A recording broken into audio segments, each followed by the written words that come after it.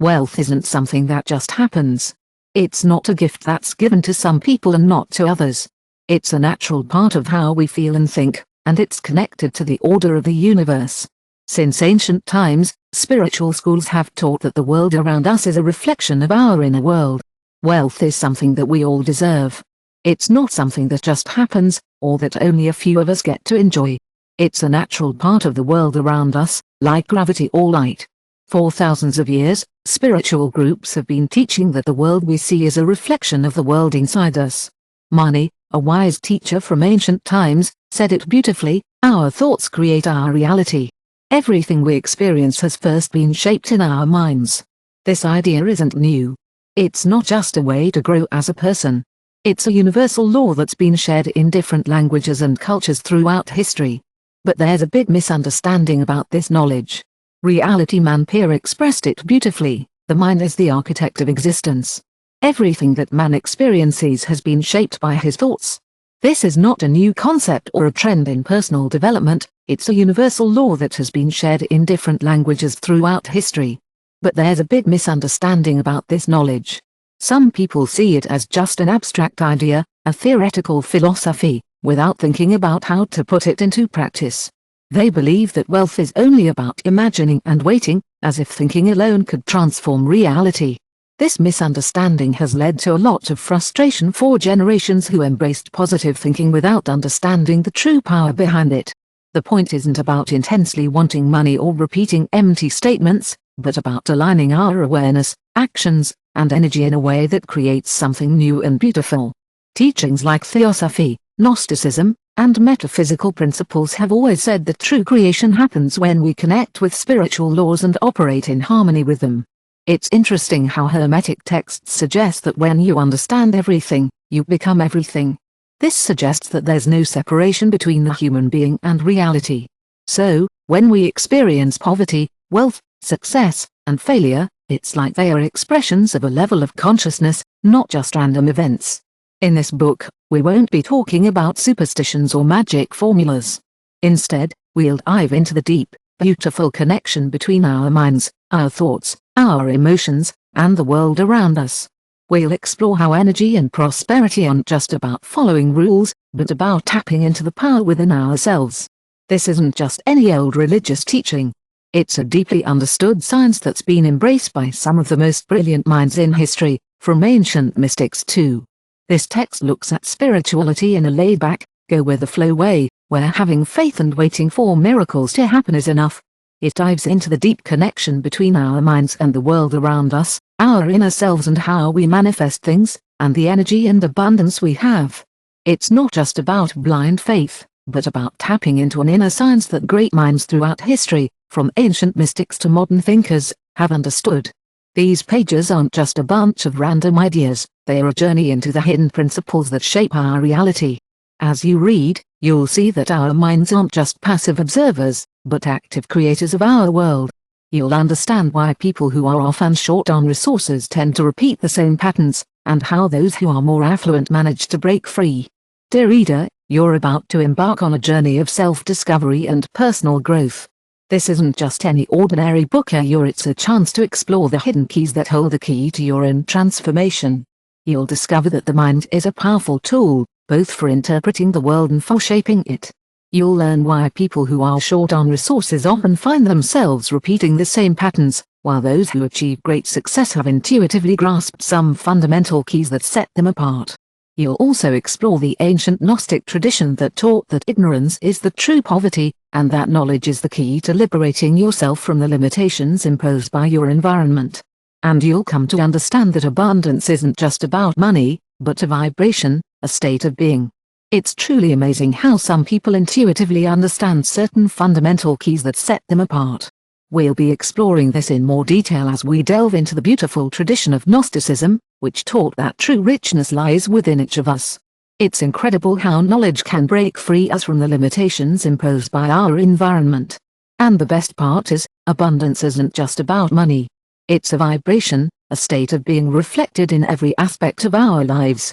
This book isn't about finance or material success, but about inner transformation and the power of the Creator. If you're open to it, you'll discover that the key to changing your world isn't about accumulating more, but about being more. Prosperity is like an echo of a soul in expansion. We're so excited to share this book with you. It's not about money or material success, but about inner growth and empowerment. If you're open to it, you'll see that true prosperity comes from within. The universe has already given us the answer. The real question is, are you ready to receive it? The Secret Doctrine of Written Money, published by Listening, is all about tapping into your subconscious. We've noticed that more than 90% of you are visiting our channel. Why? We would love your support by pressing the subscribe button and leaving a comment below. We're inspired by your interest in creating more and better content, and we're ready to transform your life. In the first chapter, we discuss the difference between seeking and allowing wealth to manifest. Since time immemorial, human beings have been seeking wealth, but there's a fundamental difference between seeking and allowing wealth to manifest. Subscribing is a great way to support this project. Just press the subscribe button and give him a video. Thanks for inspiring us to create more and better content for you. You are ready to transform your life. Chapter 1, The Awareness of Abundance. There's a fundamental difference between seeking wealth and allowing wealth to manifest. Since time immemorial, human beings have longed for prosperity, but few have understood that abundance is not pursued except when it aligns with the awareness of the mind. The mind is the only interpretation tool of reality, and existence takes shape through it. In the Gnostic tradition, it is said that the eldest man's obstacle is his own cell. In the Gospel of Thomas, Jesus declares, "The seeker, the one who looks for it, who keeps looking until they find it, and then, when they find it, gets all worked up and disturbed, will be amazed and in awe." This passage, far from being a critical phrase, reveals a principle. Knowledge transforms reality. It's not enough to just wish for a change from the outside. What's needed is an internal breakdown, a moment of revelation in which the mind is released. The seeker, the one who looks for it, will find it. But when they find it, they'll be troubled. This passage isn't a critique. It's a principle. Knowledge transforms reality. It's not enough to wish for change from the outside. You have to break through your own limits, your own illusions. Eastern philosophies, theosophy, and modern metaphysics all say the same thing. Abundance isn't a bunch of favorable circumstances. It's a state of being. It's not about how much money you have in the bank. It's about your relationship with the energy of prosperity. There are those who Eastern philosophies, theosophy, and modern metaphysics all say the same thing. Abundance isn't just about having a lot of money. It's about your relationship with the energy of prosperity. Some people have wealth but feel afraid of losing it, like they don't deserve it. Others have less but feel safe and confident, and they are the ones who attract the most attention. Rudolf Steiner said that every thought becomes a seed in the spiritual world before it becomes real. It's interesting to think about how our thoughts and beliefs can influence our experiences, even in the physical world. According to Rudolf Steiner, every thought we have is like a little seed that starts to grow in our spiritual world before it becomes real. So, when it comes to money and material things, it's not just a metaphor, it's something real. And it's important to remember that everything in our life, every moment, every decision, has a part to play in shaping our future. It's not about being conscious or unconscious, it's about being aware and choosing to make the best possible life for ourselves in the flat material. This idea isn't just a thought, it's something you can feel in your heart. Wealth isn't just something that happens to you. Everything that happens in your life has happened for a reason. Whether you realize it or not, every moment is a seed that can grow into something beautiful. The difference between people who have a lot and people who don't isn't about how much you try. It's about how you think. One of the most common mistakes is thinking that wealth comes from working hard. That's true, but it's not the whole story. The real power of wealth comes from the balance between your inner energy and the choices you make in the world. When your mind is full of scarcity, even the most obvious opportunities can feel out of reach. But when your mind is filled with the certainty of abundance, doors seem to open naturally, not because there's a destiny. I'm so glad you're interested in this topic. As you know, I am a big fan of the free version, and I'm excited to share my thoughts on it with you. Elena Blavatsky mentioned that the mind is truly incredible. It's not just a creator, but a filter as well. It's amazing how we can choose what we want to see in the world, and that our own perspective is the key to understanding our experiences. I think this is why we all have such different reactions to the same events. It's like we're all looking at the world through a unique lens, and that affects how we respond to things. For some, an economic crisis might feel like the end of the world, while for others, it's a chance to start something new and exciting. The difference isn't in the facts, but in how we perceive them. In the beautiful teachings of the Kabbalah, it's said that God is everywhere, and in metaphysical terms, this means abundance is always present. But it's up to us to give it space in our minds. This isn't some hard and fast rule, but a gentle reminder of the energy behind fear and belief. When we let these barriers hold us back, we miss out on the abundance that's always available. It's not about external forces punishing or rewarding us, but about embracing the reality that we're all a part of. Florence Scovel has said that the universe is like a friendly dance partner, responding with mathematical precision to the vibrations we send out. Each one of us is a unique part of this dance, and our wealth comes from our own personal belief system. When we change our mindset, we begin to see the world around us change. It's not magic, but a beautiful shift in how we perceive things. When we feel confident and secure in our beliefs, it's like we're inviting prosperity to come in and join the party. Movement in the reality of Theosophy and Gnosticism teach that the first step towards manifestation is dismantling ideas that are not true about the shortage. Most of us have been taught beliefs about money, abundance, and success that limit us.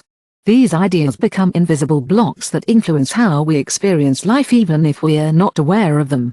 For example, if we believe that wealth is unattainable or reserved for a few, reality will prove that assumption to be incorrect.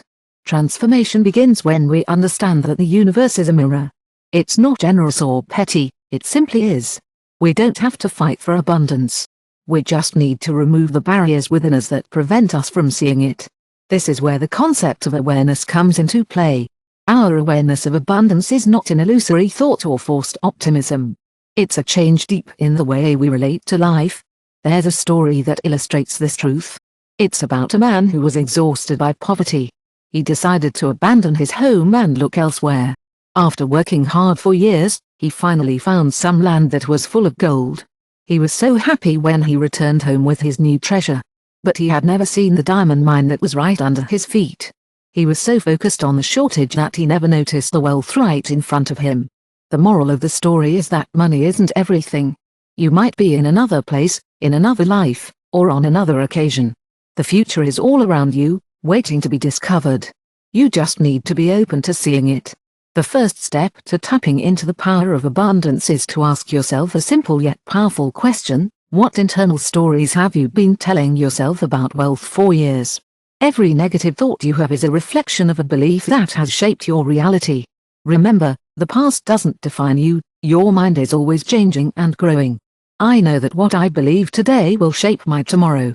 I've learned that true prosperity starts from within. When we understand this, we stop chasing after abundance as if it's out of reach. Instead, we discover that abundance is always within reach. Wealth isn't something we get, it's something we allow. In Chapter 2, we explore the mind and order of the universe. At first glance, the universe might seem chaotic, but there's an underlying hey. Have you ever thought about the idea that there's an invisible structure that guides everything in the universe, from the expansion of galaxies to the beating of our hearts? It's like a hidden pattern that connects all things. For centuries, mystics and scientists have been trying to figure out what this pattern is. They've come up with all sorts of explanations, but the core idea is the same: reality responds to patterns, and our minds are just a part of this bigger order. Gnosticism and Theosophy have been saying for a long time that consciousness isn't just something separate, but it's actually a part of the universe itself. The beautiful thing about the Corpus Hermeticum is that it teaches us about ourselves, too. Their world is all about this idea that what we see around us isn't separate from our thoughts and intentions. Carl Jung talked about this idea of a collective unconscious, which is like this hidden network of symbols and archetypes that connects us all, even across time and space. For Jung, the outside world wasn't real. It was just a bunch of physical things, but it was a reflection of our inner selves. So, in a way, what's a person? Hey, Have you ever thought about how experience isn't just something objective and real, but it's also a kind of interpretation based on our own unique minds? That's why it's so interesting how two people can have the same experience and totally different perceptions. The camera can teach us that the world around us is like a mirror of more subtle layers of existence. And as our philosophy says that everything we can see actually comes from what we can't, which is a pretty cool idea that lines up with modern quantum physics. They've shown that matter is really just energy, organized by some pretty deep principles. For Kabbalists, reality is like a beautiful, delicate fabric, and our thoughts are like the threads that weave it together. This idea is really important for understanding the relationship between our minds and the abundance of reality. If reality is like a malleable field that responds to our thoughts and feelings, then prosperity comes not from external effort, but from a change in how we perceive it. Metaphysics, which can sometimes feel like an abstract theory, becomes something we can truly connect with on a deep, personal level. A useful tool for all of us.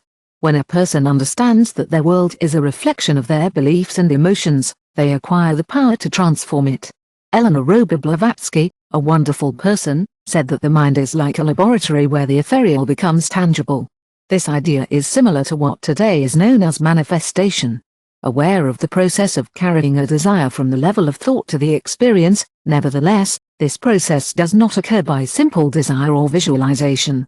Passive intention. It's so important to be in harmony with the universal laws, and almost all spiritual traditions have one of these laws. The law of correspondence is beautifully expressed in the Table of Emerald with the words, as is above, so is below, as is within, so is without.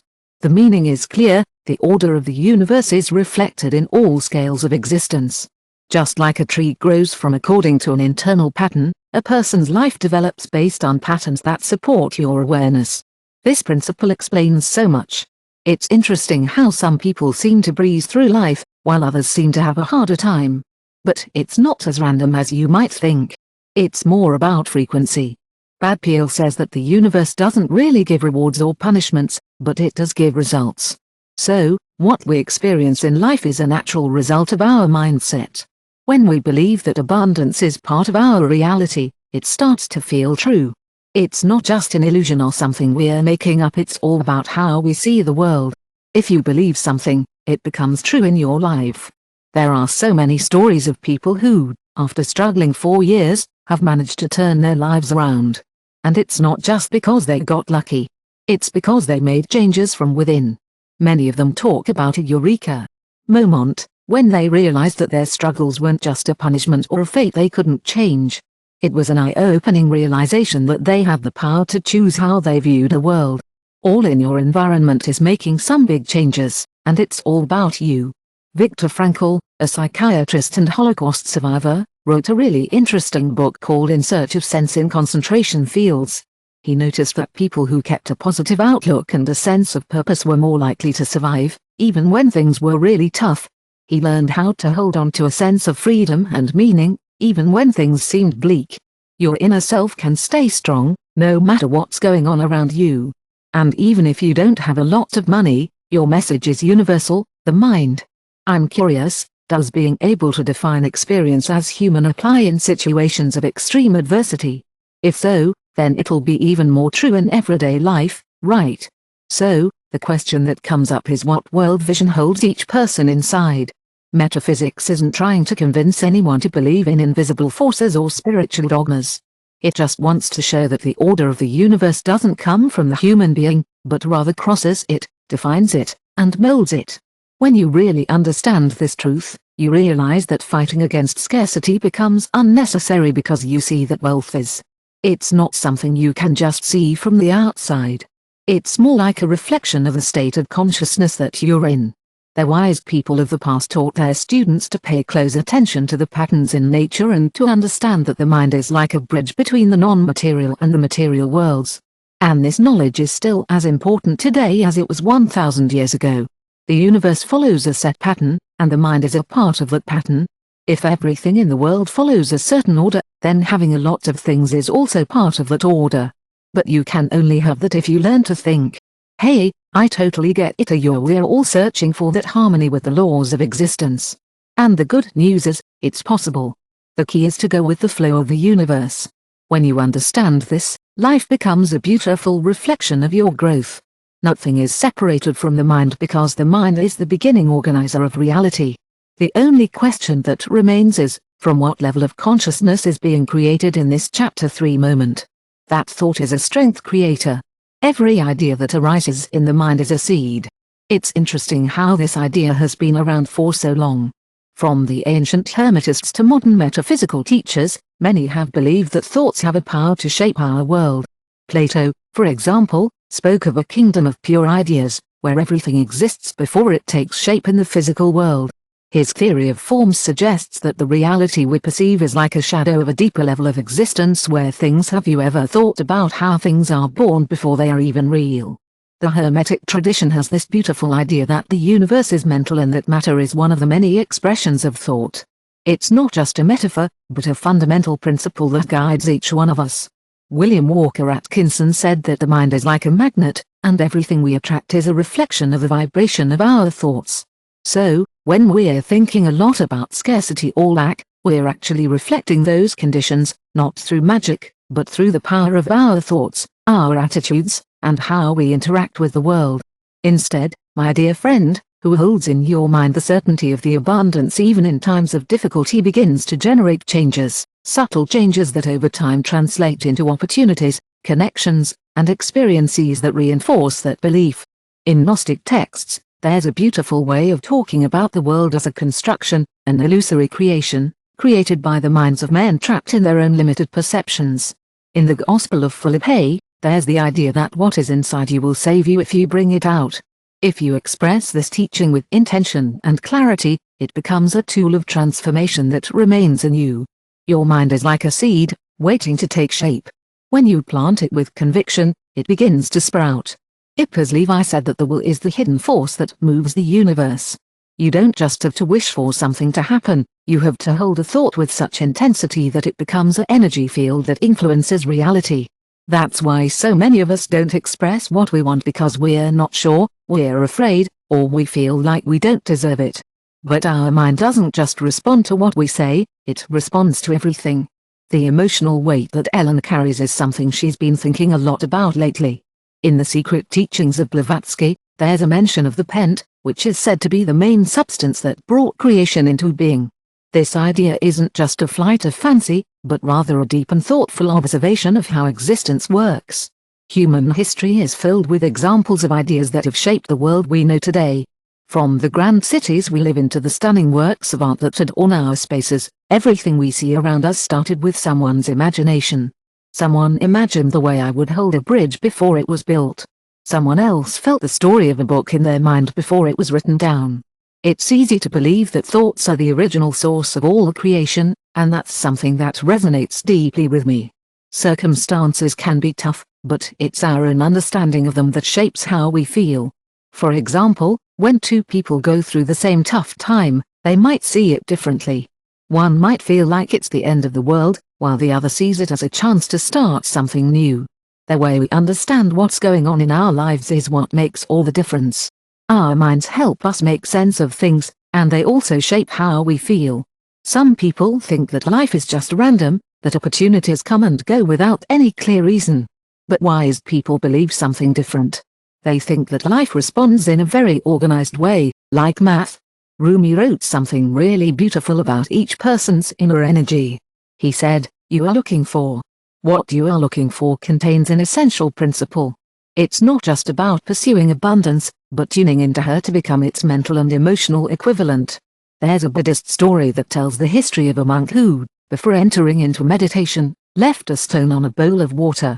When the stone returned, motionless, a disciple asked him why he had done that, and he replied, "Because the stone doesn't know." The disciple didn't understand this until years later, when I totally get how beliefs can act like a stone. If they are not used with intention, they might get carried away by the inertia of past experiences. This can be a real roadblock for anyone looking to make a life change. It's easy to think that your thoughts don't matter, but they are actually super powerful. Your mind is like a garden where the seeds you plant, the ideas you grow, determine what grows there. If you focus on thoughts of scarcity, you'll end up with a garden of that. But if you nurture thoughts of abundance and growth, you'll be able to harvest a bountiful crop. It's not about blind faith, but about understanding that life is a reflection of consciousness. The question that comes up is how to train your mind to be an instrument of creation. The answer is not in just repeating statements or having positive thoughts. It's about developing a mental state where abundance is not just a possibility, but a certainty. It's not about feeling like you need something, but about having the deep conviction that life is designed to provide. Ancient alchemists sought to transform base metal into gold. But the true teaching of alchemy is all about the heart. Gold symbolizes our inner Golda, that beautiful, pure conscience that guides us from ignorance to knowledge. And the same is true for prosperity. It's not about having more and more, but about understanding that abundance is a frequency we can access when our minds stop seeing things in terms of shortage. In the theosophical tradition, the mind is like a bridge between the visible and the invisible worlds. Every idea, every intention, has an echo in reality. Some call this karma, others see it as the simple consequence of our choices. We're taking them one day at a time. As we all know, nothing in life happens without first being conceived in the mind. History has shown us that those who understand the power of thought can transform their destiny. Even Nikola Tesla claimed that the secret to the universe was in the frequency and vibration, which aligns with the idea that everything in existence responds to patterns of energy. The human mind is not the exception. When you learn to direct your thoughts, they stop being a series of coincidences and become a deliberate reflection. If you understand it, reality won't seem mysterious at all. When you use your mind with wisdom, it becomes a super powerful tool for creation. The only question left to answer is what you're thinking about this chapter. In Chapter 4, believing is seeing. This activates the human mind. It doesn't just interpret reality, but also shapes what is believed. When you have enough conviction, what you believe becomes a true experience. This is one of the foundations of metaphysics, as well as of theosis, theosophy, and spiritual traditions of the East. West's work is all about being realistic and positive. It's not just some made-up idea, but a real thing that we've seen and written about throughout history. Even in the Bible and other old texts, we can see that faith is this powerful thing that can make the invisible become visible. In Hebrews 11:1, it says that faith is like having a sure and certain understanding of what we hope for. It's not just blind faith, but more like having the strength to keep on going and acting like what we want is already real. So, faith is really about believe, my friend, believe with all your heart. What you see in this world is a reflection of a greater order. In the Sufi tradition, we speak of this idea of tabaxi. When you trust in the divine order of the universe, it's not about just blindly following. It's about having the confidence that everything in life is meant to serve a greater purpose. As Rumi said, when you undertake your journey, the road will appear before your feet. This means that when you're on your path, you'll find the way. But, if you're struggling with doubt, remember that life will present you with challenges. Hey, I totally get it. It's so hard to move forward with confidence when there's so much uncertainty. But, it's funny how things change. When you start to see things differently, doors start to open. And that's exactly what happened with Polya raised to the power of 3N Hill. He spent years studying the most successful people of his time, and he realized that they all had this common belief that they could absolutely succeed, even when there wasn't any evidence that they would actually achieve it. It's like they had this unwavering belief that what their mind could imagine, they could truly achieve. And you know what? That's the key. It's not just about repeating positive thoughts. It's about fully embracing that belief and letting it guide you. I truly believe that what you're looking for is already on its way. Gnostic texts teach us that the material world is a construction of the human mind, and perception is not just a passive reflection of reality, but rather an act of active creation. In the Gospel of Thomas, Jesus affirms, when you do both, you make the inside as the exterior and the exterior as the interior, then you will enter the kingdom. This beautiful teaching suggests that the key to transforming life is not in changing the outside world, but in aligning your internal awareness with. Elena Blavatsky mentioned in her secret doctrine that the sea is not blind. It's based on knowledge, but on certainty, too. This idea is so important because sea active is not just a belief without a foundation. It's an alignment that's in tune with the principles that govern the universe. The difference between naive and creative faith is understanding that the universe operates under specific patterns. When a person doubts, they can use these patterns to their benefit. His ability to deserve the world is something he grapples with. When we feel uncertain, it's natural to attract more of the same. But when someone acts with conviction, reality begins to respond in a different way. It's not like there's some outside force manipulating events, but rather, our mindset influences what we're open to. It's like having a clear vision makes us more receptive to the opportunities that might have slipped by before. There's a Buddhist story that illustrates this well. It's about a disciple who asked his teacher how he was a CE teacher who was so good at what he did that he could be trusted to take anyone who needed it to the shore of a river. He asked his students to cross the water, but they hesitated. They were afraid of sinking. So, they couldn't take a single step without sinking. The teacher showed them how to cross easily, and then he explained that the difference between you and I is not in the ability to walk on water, but in the certainty that it is possible. This is the principle that sets those who transform their lives apart from those who remain trapped in their limitations. Faith is a beautiful thing. It's not just a hope, but a certainty that guides each action. It's not about passive desire, but about moving with the security that what we seek is already on the way. The Kabbalah says that the world responds exactly to the image that sustains it. This means that what we believe about life determines the way we experience it. If we see the world as a place of hostility, we'll attract experiences that reinforce that vision. But if we see it as a space of opportunities, our minds will open to them. We've all had those moments where we've missed out on something because we didn't pay attention. It's not about being right or living in a fantasy, but understanding that the world around us is always influenced by our own thoughts. People who have achieved great things didn't wait for proof that their success was possible. They believed so strongly that their life started to match their belief. But when we start to doubt our potential, our mind starts to make up reasons to justify that belief. And then we start thinking more of the same thoughts that make us feel like we're right. I understand that this isn't possible, but when someone holds on to a vision of certainty, even when everything seems to suggest otherwise, their energy and behavior change over time, and your reality changes too. There are those who think that C is something irrational, but I believe the real irrationality is to believe that reality is defined by external factors without the intervention of the mind.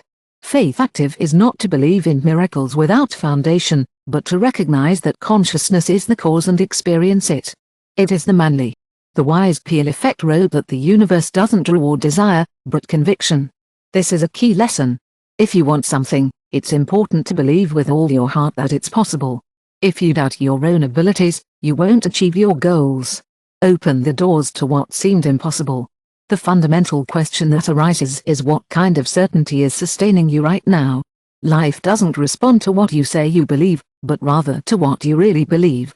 If you understand this truth, you'll stop waiting for evidence from the outside world.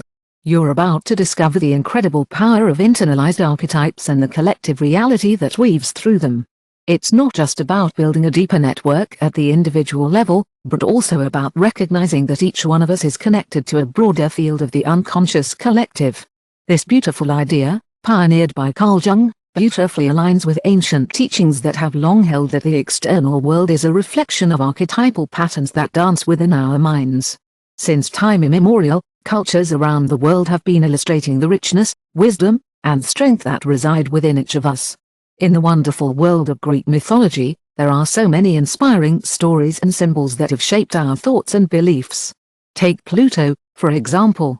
He was the god of the underworld, but he was also associated with wealth. This suggests that true abundance doesn't come from the surface, but from the deepest parts of our being. In the Egyptian tradition, the intelligence and domain of End were presented as the ability to grant prosperity to those who understood the secrets of the sun universe. Archetypes are patterns that are so important to us because they reflect our deepest, most universal thoughts. That determines the form in which we experience reality. In other words, wealth is more than just a bunch of stuff, it's like a kind of template that tugs at the heartstrings. When someone takes in this template and starts to believe in it, they are more likely to spot chances to grow. But when someone feels like they don't have much, like they are always about to fall apart financially, it can make them feel like there's never enough to go around. The tree of life shows that every part of life is connected. According to the principles of archetypes, the secret of the heart is all about growth, generosity, and abundance. On the other hand, Ura represents more of a restrained, judgmental side. Finding a balance between these two is key to achieving a state of true prosperity. When someone gets too caught up in one of these extremes, whether it's being greedy or afraid, it messes with the harmony and blocks the natural flow of abundance. We've got all sorts of spiritual stories and philosophical ideas throughout history that illustrate this. They might just be stories, but they represent the psychological and energy dynamics that we all experience in our minds. Have you ever heard of King Midas? He was so rich that he could turn everything into gold. But he couldn't feed himself. This shows how the idea of wealth can get out of balance and lose its purpose.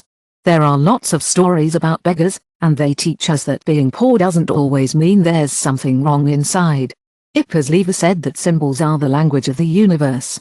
When we learn to understand them, we can understand the laws that govern reality. So, symbols and archetypes are working together in the world. Everyone's minds are like this. What we experience in the world around us is a reflection of the images inside us. If you grow up in a place where wealth is seen as bad or out of reach, it's likely that your mind might reject any chance to prosper without even realizing it.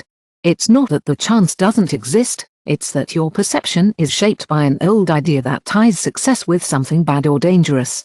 But for those who have seen abundance as a natural part of life, things are different. It's so easy to integrate it into your reality. In Theosophy, they talk about this mental, physical, and energy body where our thoughts live, along with our deep beliefs. Nia Vesant explained that when we think about a topic over and over, it creates a form in our mental body. This form is like a magnet that attracts experiences that are similar. So, if someone has the image of internal poverty in their mind, even if they are not doing anything to act on it, their life will start to match that image.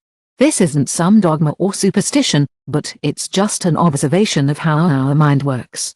Advertising is everywhere in our culture, and it can sometimes make us feel like we're living in a world full of certain types of people. For example, there's the successful businessman, the bohemian artist, and many others. It's like they're all living in their own little bubbles, thinking they're the only ones who understand what it means to really live life to the fullest. But the truth is, we're all living in these bubbles, and it's okay to feel a bit lost sometimes. It's like we're all trying to figure out how to make our dreams come true, but sometimes, it feels like we're missing something. It's like we're all looking for that extra spark of inspiration, you know. Hey, friend IS with Karen, how are you interpreting your life? There's a really nice Zen story about a teacher who received a disciple eager to learn about the light. The teacher served him until the cup began to overflow. When the disciple asked him about it, the teacher said, "I cannot receive anything new if your cup is already full of the same old stuff." It's like this, too. If your mind is closed to images of lack, you can't experience a new reality of abundance. The solution isn't to force wealth from outside, but to change the internal image of it if your mind holds an archetype. I'm so excited to tell you that prosperity decisions and energy opportunities will begin to align with him if he holds the image of the fight constant. I am sure you'll agree that reality will continue to reflect that story. I am so glad we're on the same page about Gnosis, Theosophy, and metaphysics. They coincide at an essential point. Who controls your mind controls your fate, not because the mind is omnipotent, but because it acts as a filter that determines what information, opportunities, and experiences are allowed to enter life. When you understand this, the question ceases to be, how can I get rich and transform? I've been thinking a lot about how our minds reflect our beliefs, and I've come to realize that money is a reflection of our inner world. In Chapter 6, it talks about how money is a form of energy that's all around us, not just the physical cash and accounts we have. It's more than just a way to exchange things, it's an energy that's always moving and changing. When we understand this, it helps us understand our relationship with money and prosperity in a deeper way. Have you ever thought about how the universe works through cycles of expansion and contraction? It's like a cycle of give and take. Kivlian beautifully expresses this with the words, everything flows and refluxes, everything ascends and descends. What remains stagnant, what is blocked, dies. What is retained with fear ends up escaping. Hands, money, just like water. And breathing must move to maintain vitality. In the Hindu Lakshmi tradition, she is the goddess of abundance and prosperity. But your iconography has a crucial detail: she is sitting on a beautiful lotus flower is in full bloom, its petals gently opening to reveal a wealth of riches flowing freely. This image is more than just a pretty picture, it symbolizes a profound truth. True wealth isn't about hoarding, it's about letting it circulate. When we cling to our money out of fear, we hinder the natural flow of energy, which can lead to stagnation. As Eleanor Blavatsky wisely noted in The Secret Doctrine, wealth is a living force that follows the same laws of balance and movement as the cosmos. So, abundance isn't just a destination, it's a journey. I'm not saying you should have a relationship with Flow Universal, but it's important to consider what kind of relationship you have with it. Money isn't everything, and sometimes it's not about having a lot of resources. It can also be about not trusting the natural flow of life. In Kabbalah, it's said that God is present in all things, so there's abundance everywhere, but we can only see it to the extent that we allow. When we don't have enough of something, it can affect more than just our finances and close us off. The roads to new opportunities and money, as well as energy, are all about how Florence Escobar drives it. It's not about pointing fingers at poverty as a mental state that shows up in the material world. It's not about saying that someone in a tough spot is to blame for their circumstances. Instead, it's about understanding how money is seen and how it flows in life. Some people might see money with fear, while others see it as a tool for growth. There are those who work hard, save with discipline, and still feel like money is never enough. Some people just seem to have an innate ability to manage their finances with ease, while others might face challenges. The key difference isn't just about how much money they have, but also the energy they put into handling their finances. When someone connects money with struggles, they might unconsciously create situations that reinforce that belief. On the other hand, if someone sees money as something that can be easily managed, they are more likely to notice opportunities that come their way. There's an old Taoist story that beautifully illustrates this. It tells the tale of a farmer who stumbled upon a substantial amount of money. In the woods, there was a little bit of gold. Someone named Robber found it, and he decided to hide it in his barn. He spent all his time there, watching over it. After a while, he started to feel like his whole life was about protecting that gold. But one day, he realized that it was gone. He was really sad, and he went to see a wise man. The wise man said, "Don't worry. You didn't lose anything because you never owned it. When you use money to help other people, it's like you're making more money for yourself and for the people around you." That's what being generous is all about. Money is just a tool, not the ultimate goal. In the beautiful words of the great teacher Hermes Trismegisto, he who gives, he who receives. It's interesting, isn't it? Those who worry about losing their money often don't hold on to it as long as they'd like.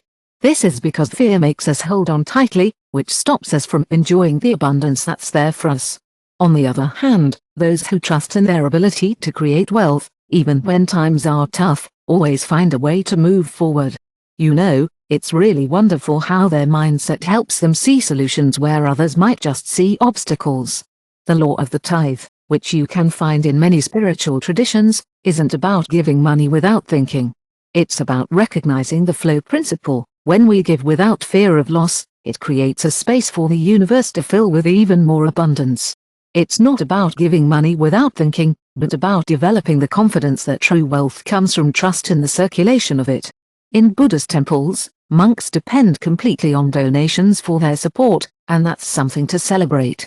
However, you know, instead of focusing on the accumulation of material things, we should distribute what we have received and live in the present, trusting that the flow will continue.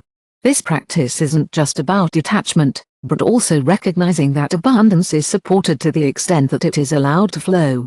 When someone feels trapped by their wealth, they can no longer enjoy the abundance they have.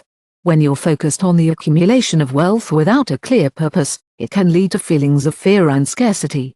But when you see money as a tool to expand and create opportunities, it becomes a source of possibilities. The universe doesn't punish or reward, it simply reflects your vibration. And your individual wealth isn't just a privilege for a few, but a state of mind that's accessible to all of us. They learn to align with their purpose. The key is to change the way we ask for money to how we allow money to flow freely in our lives. Money, like everything else in life, responds to trust, balance, and movement. When we learn to release the fear of giving without fear and receive without guilt, we discover that true abundance is not in what you have, but in the freedom to know that there is enough for everyone. They learn to align with their purpose. The key is to change the question from how do I get more money, to how do I allow money to flow freely in my life. Money, like everything else in life, responds to trust, balance, and movement. Those who learn to release the fear of giving without fear and receive without guilt discover that true abundance is not in what you have, it's in the freedom to know that there will always be more. Chapter 7, Gratitude as Code Abundance. There's a principle fundamental that crosses all spiritual traditions, from theosophy to metaphysics, through theosophy and Oriental wisdom. Gratitude is not just a positive attitude, it's a state of consciousness that transforms reality. Those who understand their power discover that gratitude is not a. Gratitude is the key to abundance. In the Gospel of Thomas, Jesus says that the person who has more will lose what they have, and the person who doesn't have much will receive more. This passage is often misunderstood, but it's not about loving money. It's about having a mindset that allows you to appreciate what you have, even if it's not a lot. Hey, I just wanted to let you know that you've got some great qualities, even if you might not realize it. Being grateful is like a bridge that connects your perception to growth. It creates a beautiful connection between what you're going through and what brings you joy. Even the great Sufi poet Rumi said that if you focus on the good in every situation, your heart will be full of gratitude, and every day will bring new blessings. This idea of gratitude is really important, and I'm here to support you on your journey to embrace it. You have a lot of strength, and it's important to recognize that. Gratitude is the bridge that connects perception with expansion because it creates a connection between what you experience and what attracts you. In the Sufi tradition, Rumi wrote, "If you focus on finding good in each situation, your heart will be filled with gratitude, and every day will bring new blessings." This teaching is key because gratitude isn't just a passive act of conformism. It's a way of recognizing that life is constant movement and evolution. When you appreciate, you don't stagnate. You tune into a frequency that allows the arrival of new opportunities. One of the great teachers of metaphysics, Florence Selsin, said that gratitude in the present opens the door to abundance in the future. The reason for this is that the human mind gratitude is such a beautiful thing. It's not about just going along with what's happening around you, but really feeling it and connecting with the infinite source of creation. It's not magic, but it is something special. When we feel grateful, we're actually tuning into a frequency that opens the door to new opportunities.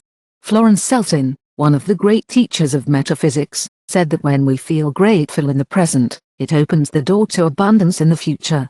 Our minds are like magnets, attracting experiences that make us feel good about ourselves. But when we live in a state of complaining and resistance, our attention is on what's missing. So, our reality ends up feeling a bit empty. But when we feel grateful, we start to see everything in life as growth and opportunity. This is what Elena Blavatsky meant when she said that gratitude is the key to our spiritual well-being. Elena Blavatsky, a wonderful person, mentioned that gratitude is the vibration of the soul that recognizes its unity with the universe.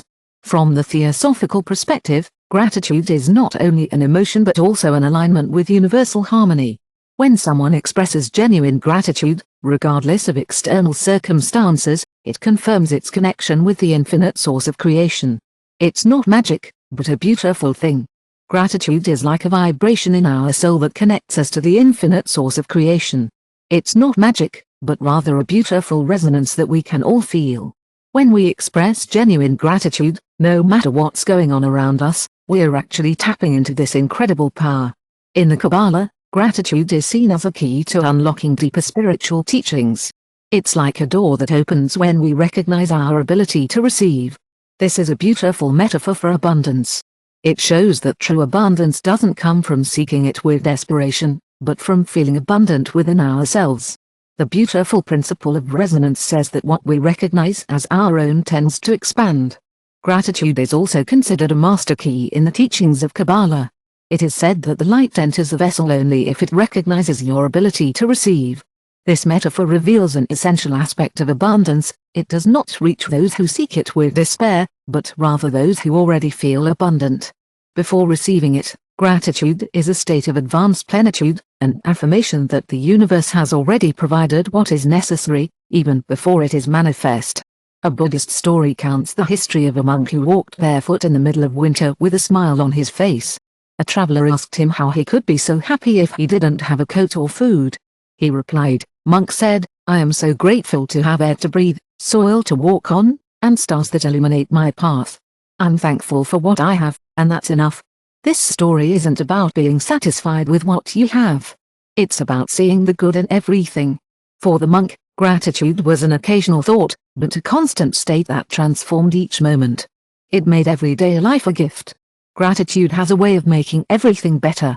You know, it's like when you feel that warm, fuzzy feeling inside. That's not about pushing away hard times or making yourself feel super positive all the time. It's more about seeing the good in every situation. When you're grateful for what you've got, even the little things, it opens up your mind and it makes you more open to new things. That's why so many folks who practice positive thinking start doing it. It's all about recognizing the power of gratitude. When you're grateful for what you have, even the smallest things, it opens the door to new possibilities. It's like your mind starts to see things differently, and you start to attract different opportunities. That's why so many people practice gratitude. They notice changes in their lives because they are changing their perspective. The Hermetic texts say that being grateful is like tuning into a frequency of abundance.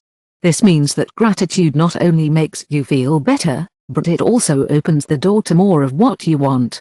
People who have studied the relationship between the mind and. If you're looking to make some positive changes in your life, it's important to remember that the way you approach things can have a huge impact on what you attract. The Hermetic tradition talks about how being grateful actually opens the door to more abundance. It's not about feeling unhappy or anxious, but rather about recognizing the value in what you have. I truly believe that gratitude has the power to bring positive changes into our lives. It's also interesting to note that when we express gratitude from the heart, it creates a ripple effect that strengthens our relationships and opens new doors. In many ancient cultures, they understood the importance of gratitude, and it's something we can all benefit from. They've noticed that when people are grateful, it creates stronger relationships and new opportunities. In the past, this was a key part of business exchanges. Today, studies show that people who regularly express gratitude tend to make more connections and opportunities. There are many ways to practice gratitude, but they all follow the same basic idea: training our minds to focus on what we have instead of what we don't. It's about not ignoring the difficulties but also not allowing them to define us. In the Toltec tradition, the warrior is encouraged to embrace face-to-face encounters because they understand that each one is an opportunity to grow stronger. This approach is all about seeing challenges as part of the journey, reminding us that even tough times can be stepping stones on the path to growth. When you start your day with a heart full of gratitude for the simple gift of being alive, it's like you're opening the door to a whole new energy. Instead of letting your worries or resistance define your morning, you're choosing to embrace the idea that life is a continuous journey of growth and evolution. Mystical thought: it's not something you just believe, but something you choose to believe. How to experience reality? The question that comes up is, what would happen if I tried to focus on what I still don't know? What if I tried to be thankful for what is already present? Because abundance is not just about resources, but also how you see things in your mind. If you learn to see the wealth in the present, you will become a magnet for receiving more gratitude. It's only a passing emotion, but it's the key to inner transformation and exterior. Chapter 8 of Silence and Manifestation. We're also immersed in a world of information, noise, and distractions these days. It's hard to find a moment of quiet. But, you know, there are some traditions that have been around for ages, and they are still going strong. Like, way back when, silence was like a door to something real. When your mind is always going, it's like a crazy whirlwind of energy. But, when you find that quiet place, it's like you have this incredible power to shape your reality. The mystics and philosophers have been saying for a long time that the universe is all about the human state. In the Corpus Hermeticum, the great teacher tells us that when our minds are calm, our souls can reflect the order of the cosmos. This wonderful principle reveals that our manifestation does not occur through uncontrolled effort or anxiety to obtain results, but rather in alignment with the natural flow of the universe. Gnostic texts teach us that the external world is a reflection of the state within. In the Gospel of Truth, he says that when our hearts are at peace, our vision is clarified, and we can see what we have always been facing. This is the key too. Hey, I just wanted to let you know that silence isn't something bad. It's actually a space where you can really see things for what they are. A lot of people are working hard to make their dreams come true, but they might not realize that their mind is full of noise and confusion. This can make it hard for them to manifest what they want. One of the things that helped me understand this is something Eleanor Blavatsky said. She said that our mind is like a lake. When it's calm, we see things clearly. But when it's agitated, it can make things seem distorted. So, if you're trying to create a life of abundance, it's important to keep your mind calm and focused. In the Buddhist tradition, we understand that when our thoughts are running rampant, it can sometimes get in the way of our vision. The practice of calmness is all about learning to quiet your mind and find a balance. For thousands of years, we've come to realize that true creation happens when our minds are at peace, without any hesitation or doubt. One of the biggest challenges we face when trying to manifest our ideas is often impatience.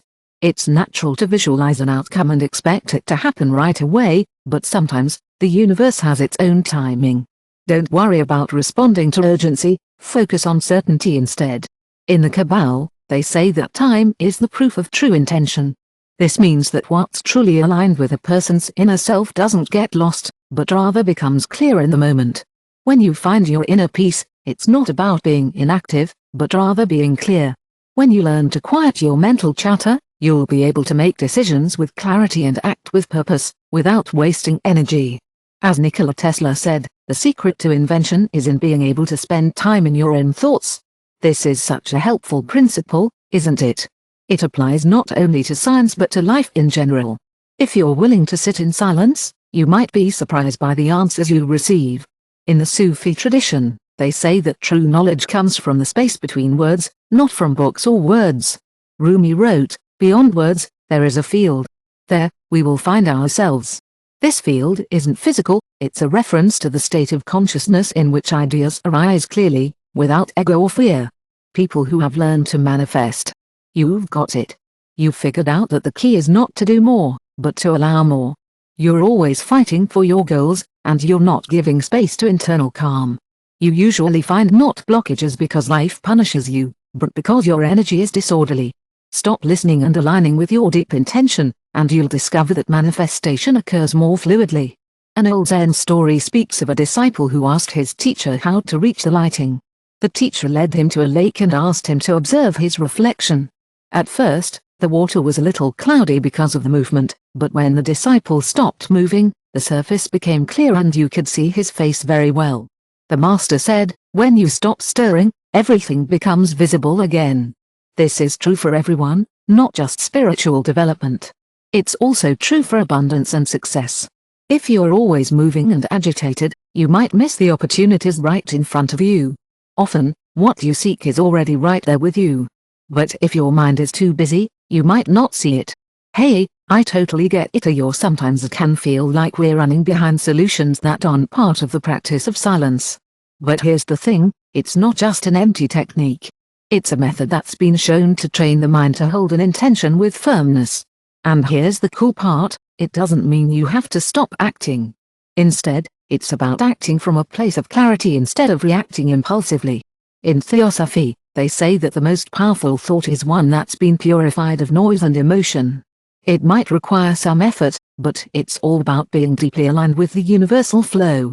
When you learn to calm your mind, you'll see that the manifestation trust is at the heart of it. It's no surprise that the most successful people tend to be the ones who can keep their cool in any situation. The key is not just thinking about what you want, but also doing it from a place of calm and centeredness.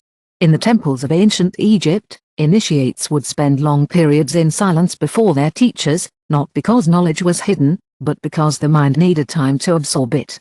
This principle still holds today. In today's world, it's hard to find a moment of quiet. But you can still create your own reality. The big question is, how much space do you have in your mind to receive what you want? Because manifestation doesn't happen in a space filled with doubts and thoughts scattered everywhere. When you learn to quiet your mind, you open the door for reality to reflect your intention with absolute precision. Chapter 9, The Inspired Action Beyond Thought. Just thinking positive thoughts about abundance isn't enough to imagine prosperity, visualize success, and sustain beliefs. Expansive are just the beginning of the manifestation process, but they don't tell the whole story. Action is a beautiful confirmation of faith, a bridge between the internal world and the external world. Without action, thought becomes an abstraction without impact. For centuries, real esoteric traditions have taught us that the universe doesn't just respond to our intentions, but also to the intentions that we put into action. In the Corpus Hermeticum, it says that everything that is at rest wants to move.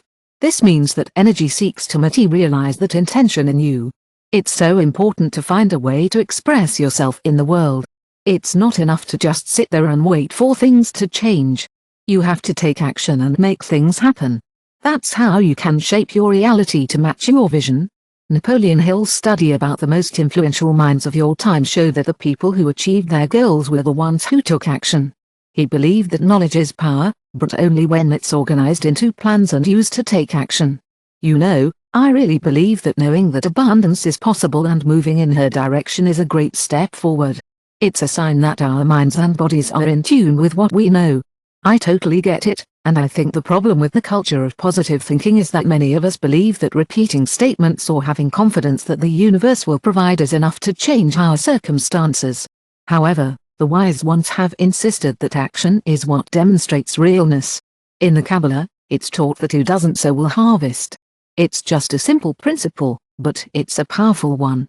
It's so interesting how the demonstration is both a mental phenomenon and a combination of intention and movement. It's not just about working without rest or fighting life, but rather about acting from a state of alignment and certainty that each step is in harmony with the flow of the Elena Blavatsky universe. Isn't it beautiful when a person acts in tune with cosmic law? The effort becomes art. That's the key point. The action does not. It must be a sacrifice. Can sometimes feel like a burden, but it's really just a natural expression of a purpose deep within us. There's a beautiful story in the Sufi tradition about a man who asked God for wealth every night for years. He prayed with all his heart, but his circumstances never changed. Then, one day, he had a dream in which a voice said, "Buy a donkey and see it in the market the next morning." The man wasn't sure what to make of this message, so he dismissed it and continued asking for help in his prayers. But the voice kept appearing in his dreams, insisting that the wealth had to arrive without his intervention. Eventually, after much thought and prayer, the man understood that the voice was right. He had to trust in a higher power to guide him to his destiny. He decided to take a leap of faith and follow his heart's guidance. It's amazing how the universe responds to our efforts, but it's not passive. The signal is always there, waiting for us to tap into it. When we understand this, our mindset shifts. We start to see opportunities not just as random events, but as possibilities that are waiting for us to create. Thought is the first step. But the second, just as important, is taking action in the physical world. It's like, the gods help those who help themselves, you know. It's like divinity is working together with us, not forcing its will on us. It's like we're the ones taking the initiative. A lot of people don't manifest what they want because they are afraid to act without guarantees. They are stuck in the thought phase, waiting for the perfect moment, the definitive signal, the certainty that everything will work before taking the first step. But manifestation is all about taking that first step, you know. So, in Gnostic teaching, it's said that revelation comes when the movement starts on the way to answers, not before the touch-in. This truth is expressed beautifully through the following: if you take a step without first moving your intention into the mental dimension, no matter how great your vision is, you'll only be able to answer what is put in. The problem is that, many times, the action is contaminated by anxiety, despair, fear of losing, or pressure from the need for immediate results. Instead, the action inspired by confidence arises from a place of trust. Florence Escobar taught us that every step, no matter how small, is aligned with an internal truth. She said that anyone who advances with C never walks in the darkness. This is the key principle. You need to see the whole picture from the start. Many people want guarantees before moving, but certainty only comes after. The ancient alchemists started the transmutation process as a work that required fire and time. The philosopher's stone was not you can get it by thinking about it, but you'll need to do the work of an alchemist who knows what to do at the right time. You'll get what you want if you put your mind to it. But you'll also need to put in some effort. The secret of people who can change their lives is not just that they believe in the possibility of having a lot of what they want, but that they also do what they need to do. Don't wait. Don't wait for something that might never happen. Don't let fear stop you from doing what you need to do. To know what to do, look closely at what seems insignificant. Hey, let's put our focus on the big picture and see how we can make our dreams a reality. The universe might not hand out magic tricks, but it's all about how much heart we put into it. When we act with passion and faith, we create a magical space where anything is possible. So, let's ask ourselves, what are the small steps we can take right now to make our dreams a reality? Remember, thoughts without action are like a car without wheels, they're useless. It's like a seed that has the potential to grow but doesn't bear fruit. The manifestation doesn't happen in your mind, but through the combination of your mind and movement. If you understand this, you'll never have to wait. Start creating your life now. Chapter 10, The Power of the Verb. Decrees and vibration. Words are more than sounds. They are active forces that shape reality. Many traditions and modern metaphysical teachings have emphasized that the way you live your verb is a simple way to communicate. In the Gospel of John, there's a beautiful passage that talks about the creation of tools. It says that everything began with the verb, and the verb was with God. This phrase has been interpreted in many different ways, and it's really interesting to think about. It's as if the word and the intention have this incredible power to make things happen. It's not just about speaking, but also about understanding that every word we say has a vibration that affects the environment and, especially, our own consciousness. In the Hermetic tradition, they teach that what is named has a lot of power. That's why so many cultures have attributed it so important to Sarado. Names the mountain, decrees what is said with conviction. This begins to structure the mind. And the mind is the mold on which the Elena Blavatsky experience is built.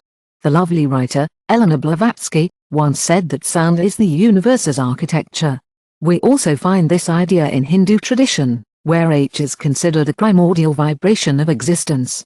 Everything that exists has a frequency, and words are no exception. The way in which we talk about life, money, health, and relationships directly influences how those areas develop.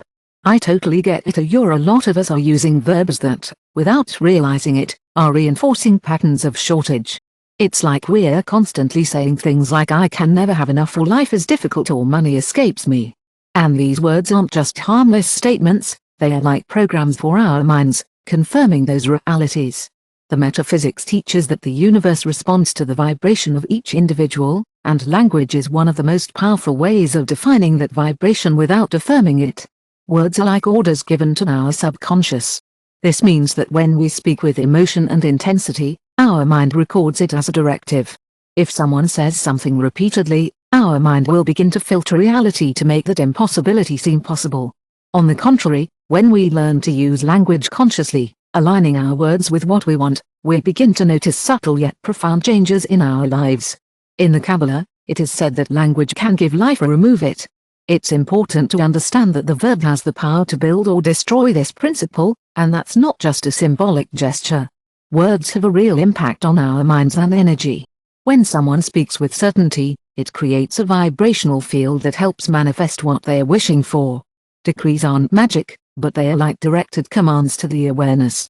If you say with confidence that abundance flows freely in your life, it sends out a signal that changes how you see things and opens up new possibilities. It's all about opportunity. It's not about cheating or repeating meaningless phrases, but rather training your mind to operate in a state of certainty instead of doubt. In Sufism, we believe that sound has the incredible power to alter reality. Repeating divine names not only has a spiritual effect, but it also generates states of consciousness that are high. Those who practice this know that the verb is not just a psychological phenomenon, but a real tool. Nikola Tesla said that if you want to understand the universe, when we think about how language works, we can think about it in terms of vibration and energy. Every word we use has a certain energy or frequency that has an effect on the mind and the energy field of the person who says it. It's interesting that in many traditions, spiritual teachers are very careful with their words.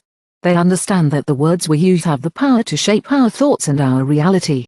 The ancient Egyptian priests, for example, taught their initiates to speak accurately because they knew that the words they chose could have a positive or negative effect on the community. Your subconscious mind is like a sponge, soaking up everything you say. It doesn't differentiate between what's serious and what's just a joke. Your mind sees every affirmation as true. There's a Toltec story that speaks of a warrior who was taught to use his words as a tool for creation. Every morning, he took a moment to make sure his words aligned with his purpose. Remember what your teacher said, that your mouth is like a temple or a prison, and the words that come out of it will shape your destiny. This principle applies to every aspect of life, including how we talk about ourselves, the past, and the future. It's all about reflecting on what's being created. It's not about nailing reality or forcing a false sense of optimism. It's about understanding that each word has a vibration that extends beyond the moment you say it.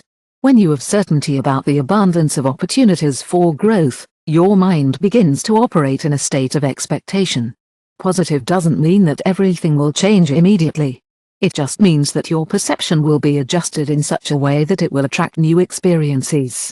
According to these words, the power of the verb is not limited to. I'm sure you'll be happy to know that spoken words also include dialogue. Many of us don't realize how destructive our thoughts and phrases can be, as they are not enough. I'm sure you'll agree that this will never work. Our thoughts and phrases are like decrees that schedule the mind to confirm those expectations. The key is to make the verb an ally. Use words with precision and purpose.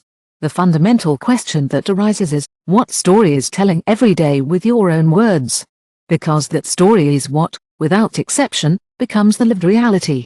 Chapter 11, Dasting the key to the manifestation without effort is possible. The paradox of manifestation is that the more desperately you pursue something, the more it seems to move away from you. When you're attached to something, you feel tension, anxiety, and resistance. But when you detach, things flow more naturally. This truth has been understood by spiritual and philosophical traditions since time immemorial. The universe responds better to confidence than to obsession. In Tao-Te-Ching Lao's words, when you leave at effort, when forces everything is escaped. This principle may seem contrary to the logic of constant effort, but it's there for you to discover. Effort is something that can be really good for you. When you're trying too hard, it can be a sign that you're afraid. And fear can sometimes make it hard to receive things from the universe. But when you trust yourself and your abilities, you can receive things with ease. The Sufi Rumi taught us that if we're too focused on something, we might miss the things that are right in front of us. So, take a breath, sit down, and relax. This is a way to let go and let the universe work its magic. The manifestation is vast and carefree, not at all gloomy. It brings joy and optimism, not despair. In the Kabbalah, it's said that a blessing doesn't come when a glass is already full. This means that to receive something new, you have to let go of what you don't need anymore. Sometimes, people hold back their own success because they are attached to it. But life is like a pond, it responds to those who are willing to release the old without fear. One of the main reasons things can't move forward is when people resist change, which can lead to stagnation in the manifestation process. Hey, we all know life doesn't always go as planned, right? But sometimes, when we insist on things going a certain way, we might be missing out on the magic of the unknown. Trusting the process can open doors to unexpected connections, just like how wishes and worries can lead to surprising outcomes. It's easy to get stuck in our heads, worrying about problems, but sometimes, that's what keeps us from seeing the bigger picture. As Florence Scovel Shinn said, release is the most powerful act of faith. It's about believing that the universe is working in harmony with what's best for us. You don't have to manipulate face detail for things to happen the way you want. There's this story about a monk who carried a broken cup in his luggage every day. Every day, he was careful to make sure it didn't get lost or damaged. But one day, his teacher took it and threw it to the ground, breaking it. The monk was surprised, but his teacher said, "Now you are free." This story teaches us that even something small can become a burden that stops us from moving forward. Metaphysics detachment is a tool that helps us understand what trust really means. It's not about giving up on our dreams or stopping to act, but about letting go of the need to control every outcome. Our minds are always trying to be in control, but the universe works best when we take action with confidence, even without guarantees. Gnostic texts teach us that reality is like an illusion that's always changing, and holding on too tightly to anything can hold us back from growing and evolving. As Thomas Jesus says, the one who seeks. You shouldn't stop until you find what you're looking for, but once you've found it, it's important to keep moving forward without getting stuck. It's also important to keep an open mind and not be afraid of the unknown. If you're afraid of losing your money, you might end up feeling anxious and not able to make any progress. But if you see money as a tool, without getting attached to it or worrying about it, you might find that it will come to you. It might sound a bit abstract, but it's just a way of thinking. A successful businessman once shared a really interesting perspective: once money is not pursued, it attracts. This is something that can be applied to any area of life. For example, the ideal couple in La Paz, the health business opportunity in Interior, and so on. Everything in life comes by resonance, not force. Detachment is not disinterest, but a form of spiritual intelligence, which can be a challenge for many people. A wise businessman once said, "When money is not the focus, it tends to attract more easily." This same idea applies to many aspects of life. In the ideal couple, La Paz health business opportunity, Interior, everything in life comes together harmoniously, not by force, but by resonance. This detachment is not disinterest, but a form of spiritual intelligence. Many of us face the challenge of fearing emptiness, which can lead us to close off opportunities that no longer serve us. Toxic relationships can feel like they are holding us back, but they do offer us growth and belief systems that we may need to release. This release can sometimes give us a sense of vertigo, but it's the only way to make space for new experiences. When we release a wish with trust instead of insisting on it, we allow a deeper mechanism to take over. This replaces anxiety with certainty and facilitates manifestation. I understand that fear of emptiness can sometimes lead us to close off relationships that no longer serve us. Toxic relationships can feel like they are holding us back, but they also give us the chance to grow and evolve. When we trust in the process instead of fighting it, amazing things can happen. It's not a trick, it's just a way to free our energy and let it flow. The most important question isn't about what we want, but who we are without it. When we're free in our minds, we're free in our lives. And freedom is the highest vibration of abundance. Identity and being free are the most important things to focus on. When you accelerate, it's not because of a trick. It's because you're letting your energy flow freely. The final question isn't about what you want, but rather, who you are. When you're truly free in your mind, you're also free in your life. And the highest vibration of abundance is found in the Chapter 12 Identity. Before you can manifest abundance, you have to understand your identity. The key to abundance isn't about lacking opportunities or being in a bad external environment. It's about the identity you have. When it comes to wealth, it's not just about money or material things. It's about your relationship with your own being. If something materializes in someone's life, it's because something exists within their identity. Metaphysical teachings have been saying this in different ways. Neville Goddard said that the world around you is just a reflection of your own thoughts. So, when people seem to be struggling with scarcity, it's not because they are not working hard or not having talent, but because they still see themselves in a certain way. Metaphysical teachings have been saying this in different ways. Neville Goddard said that the world around you is simply a reflection of your own inner world. That's why so many of us struggle with scarcity. It's not because we're not working hard or not talented. It's because deep down, we still see ourselves as someone who doesn't deserve it. Gnosticism teaches us that true transformation happens when we remember our true essence, our divine nature. When we stop seeing ourselves as limited beings and realize that our nature is expansive. In the Gospel of Philip, it says, "If you look like a slave, you'll remain a slave. If you look like a free person, you'll be free." This applies to all of us. You don't have to be a bad person to deserve it. Gnosticism is a beautiful philosophy that teaches us that true transformation occurs when we remember our true essence, our divine nature. When we stop seeing ourselves as limited beings and recognize that we are actually expansive beings, we can experience true freedom. This isn't just a spiritual concept, but also a material one. If you see yourself as someone who is always fighting, you will experience that reality in your life. Eleanor Blavatsky, a renowned spiritual teacher, wrote that we are the creators of our own destiny because everything we think about takes shape in our world. This means that wealth doesn't just attract you by wishing for it. It's not just about the spiritual side of things, but also the practical, everyday stuff. If you see yourself as someone who's up for a challenge, then that's exactly what you'll end up being. As the great spiritual teacher, Eleanor Blavatsky, said, man is the creator of his own destiny because everything that holds in your mind takes shape in your world.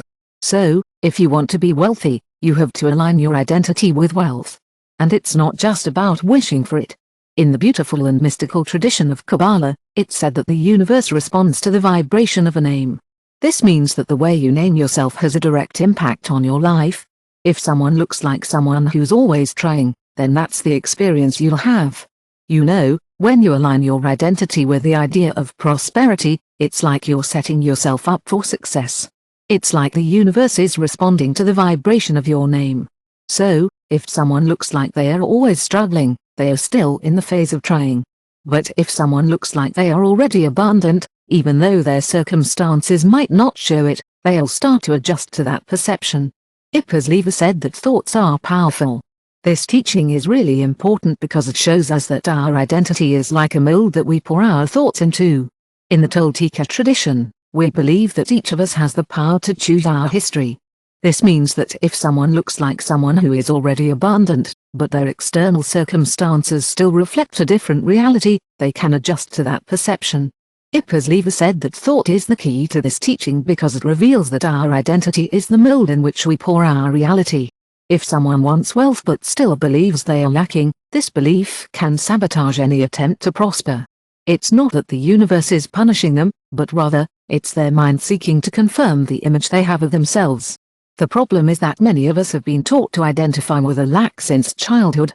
We've heard phrases like, you can't have too much of a good thing, or if you have more, you have less. If you're someone who's always felt like wealth is out of reach, it might be because of a subconscious belief that there's not enough of it. But it's not a punishment from the universe, it's just your mind playing tricks on you. You're trying to fit into a mold that you created in your mind. A lot of people have been taught from a young age that money is hard to come by, that the rich are dishonest, or that success is only for a select few. These beliefs become part of who you are, and they shape what you think is possible and what you think isn't. In the Tolteca tradition, it's believed that each person has the power to rewrite their own history. This means that you have the ability to change your perspective and redefine what success looks like for you. Beliefs about money and success can be tricky. Some people think that the rich are dishonest, or that success is just not possible for everyone.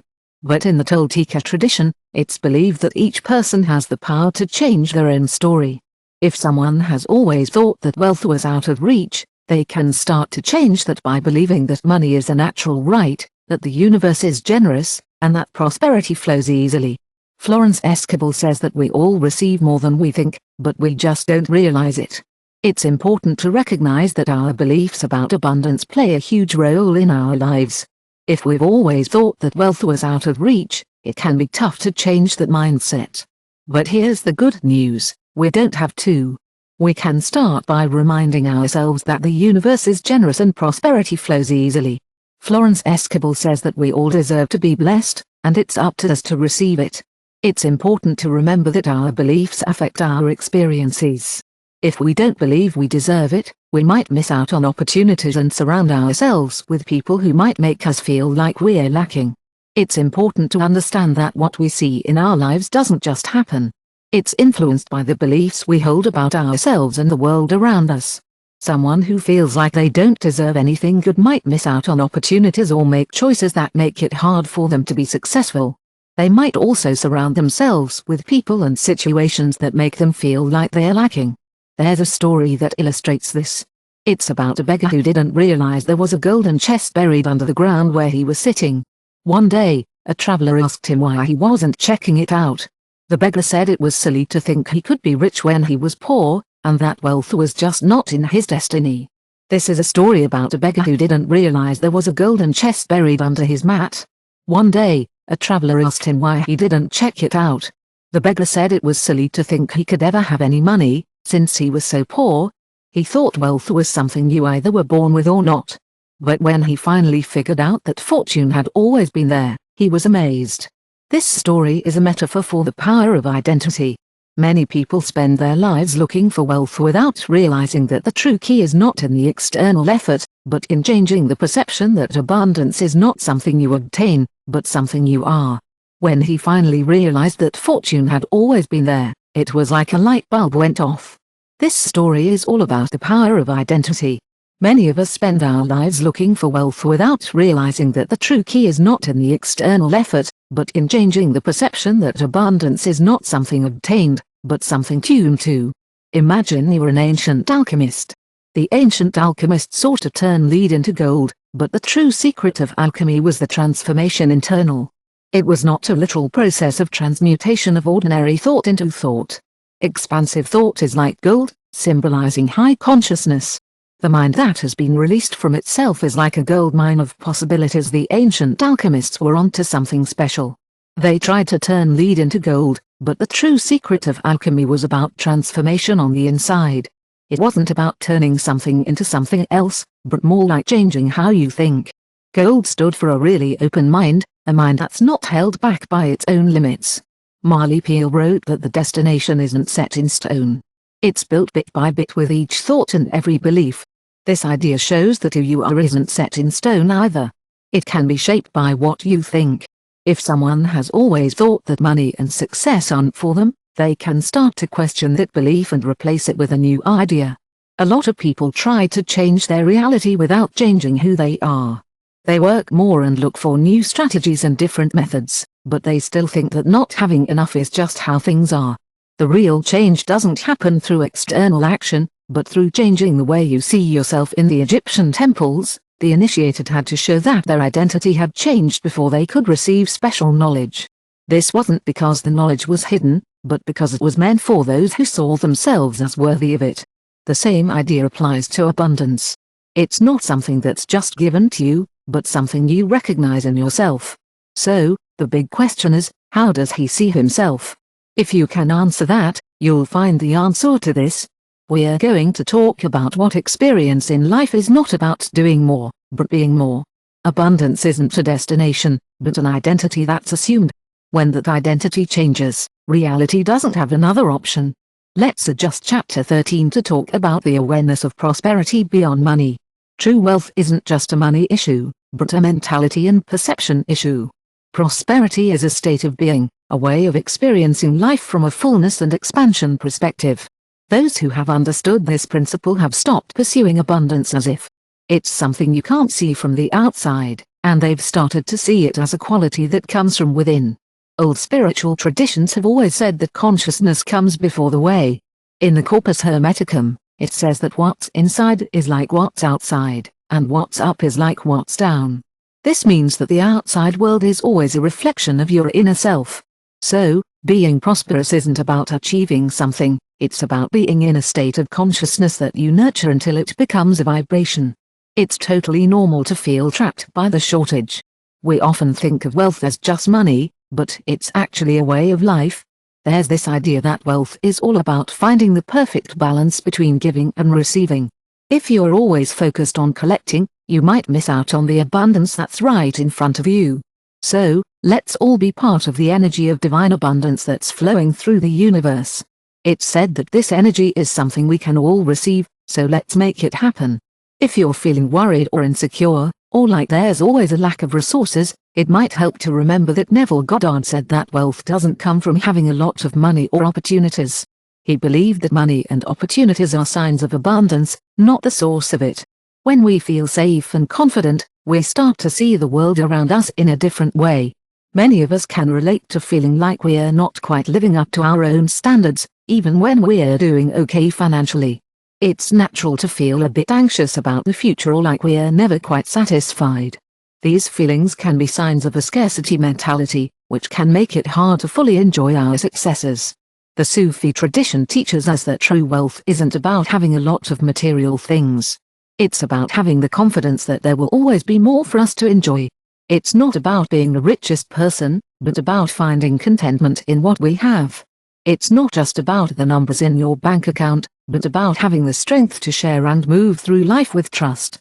As Eleanor Blavatsky said, the universe is infinite, but humanity only receives what it believes is possible. This is a beautiful teaching. Prosperity doesn't depend on how much money you make, but on your ability to feel abundant in any situation. There's an old Zen story that talks about a man who was desperately seeking wealth, constantly amassing it, and always losing it. Then, one day, a teacher told him, if you close your hand, you might not receive more, but if you open your hand, the universe will fill you without effort. It's easy to understand, wealth flows to those who trust, but not to those who come with fear. In metaphysics, abundance is understood as a frequency that is emitted and received.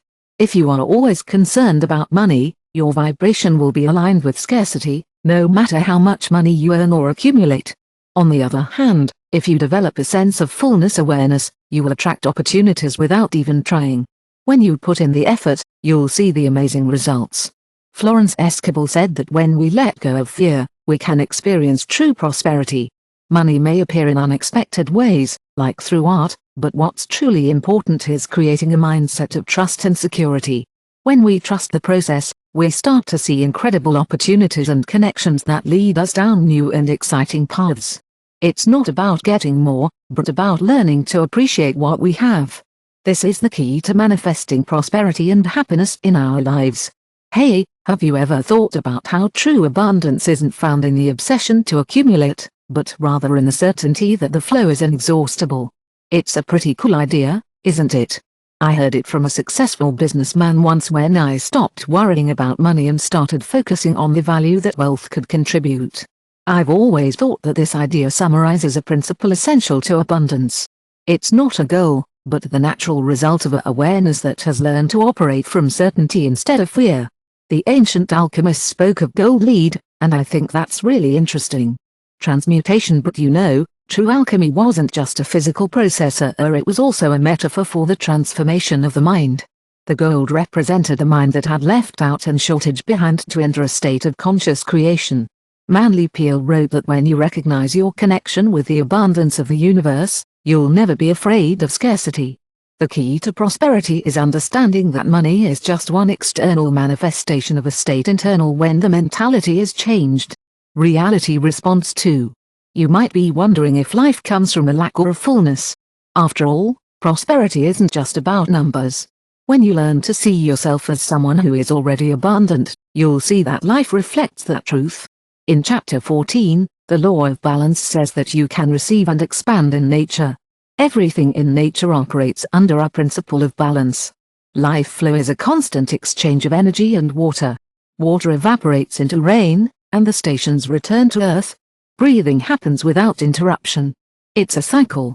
When you breathe in and out, you're following the same natural law that guides prosperity. Receiving is part of this natural cycle. Metaphysical teachings have always said that wealth is a fluid, ever-changing thing, and it's important to keep it moving. The Kybalion says that everything has its own rhythm, and everything changes and grows. If you only focus on collecting without allowing things to flow, you'll end up with stagnation.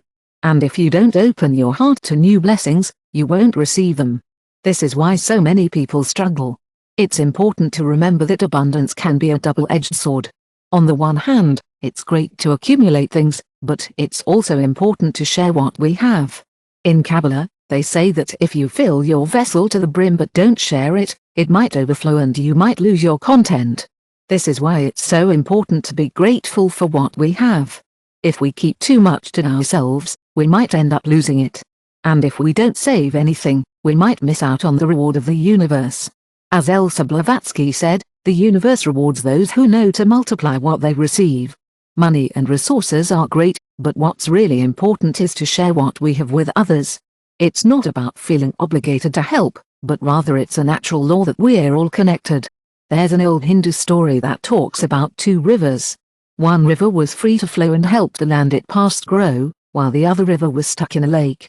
Over time, the first river flourished, but the lake river became stagnant and lost its life.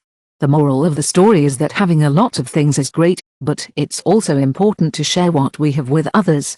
I'm sure you'll agree that it's good to share prosperity without fear. That doesn't mean you should give without thinking. It's important to understand that shortage is an illusion created by fear.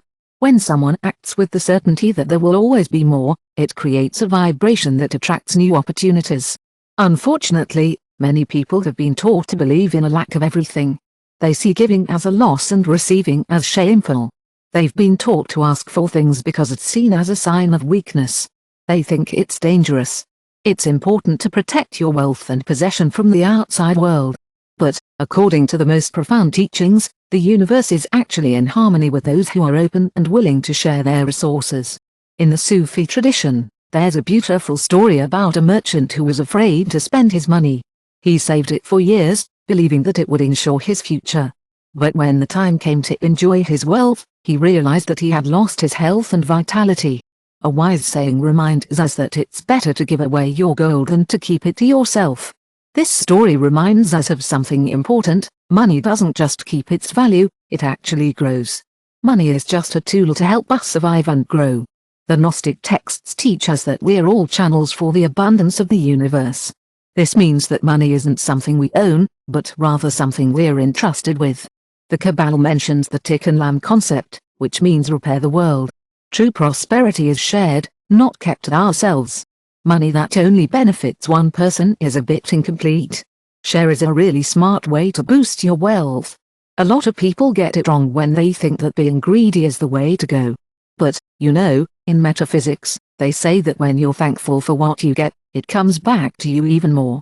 This isn't some superstitious nonsense, it's just how the universe works.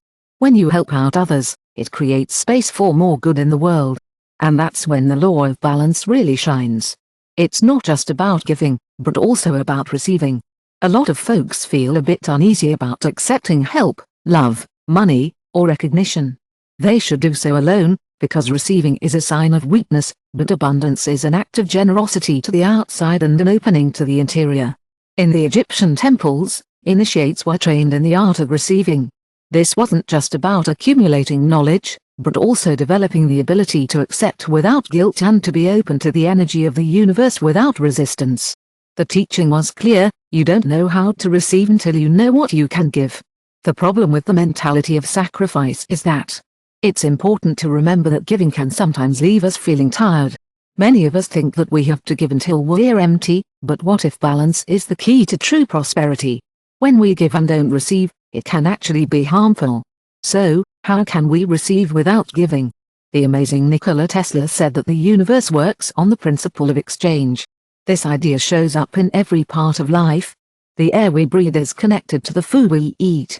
The energy we share with others is like a dance between giving and receiving. You're going to love learning to maintain this rhythm and discover that life is more fluid in the Tolteca tradition. The warrior is taught to give without fear and receive without guilt. This means that true abundance is not in accumulation, but in confidence. When you understand this principle, you'll see that the flow never stops. When you apply this to your relationship with money, resources, and opportunities, you'll see a complete change. The question that arises is whether you should allow yourself to receive as much as you give. The answer is yes, because it is not just what you offer to the world, but also what you are. You'll be glad to know that acceptance comes naturally. When you learn to embrace balance, you'll discover that abundance is your natural state. I'm not sure about chapter 15, but I'm excited to share with you the mastery of abundance. Living in a state of fullness is a journey, not a destination. It's not about accumulating wealth or material goods, but rather about living in a state of constant fullness and trusting the mastery of abundance. It's not about winning, but about existence.